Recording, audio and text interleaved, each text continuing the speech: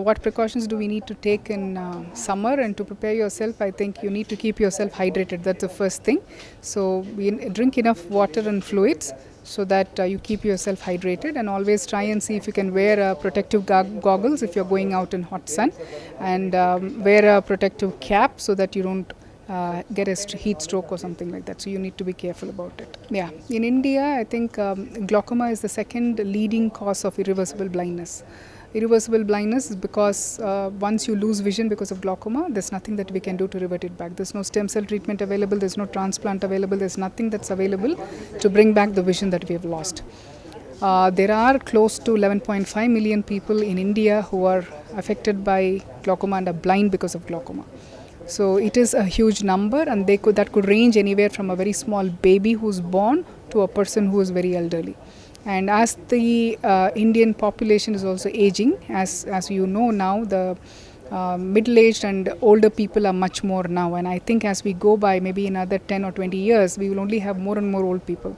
So all the diseases that are related to aging will be much more. Similar to that, even glaucoma is also going to be much more. So I think we need to be prepared, be aware of glaucoma, and make sure whenever you go for an eye checkup, have a complete eye checkup and have your eye pressure tested and have your optic nerve or the nerve inside the eye tested to make sure that you are not suffering from any of these diseases, dangerous diseases, important one being glaucoma. And another important one in this relation is diabetic retinopathy.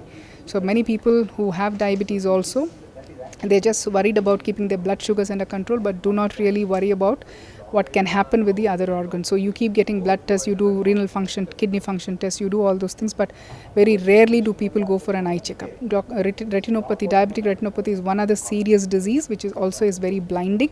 Again, it has no symptoms, and by the time you realize that you have a problem, you already lost it. There is so most of the glaucoma that affects the elderly people or the people who are beyond the age of 40 years, we do not know what the reason is. Like any other genetic disease, this is also something that happens without any predisposing factor. The only predisposing factor I can think of is that if you have a family history of glaucoma, then we have 10 times more risk of developing the disease.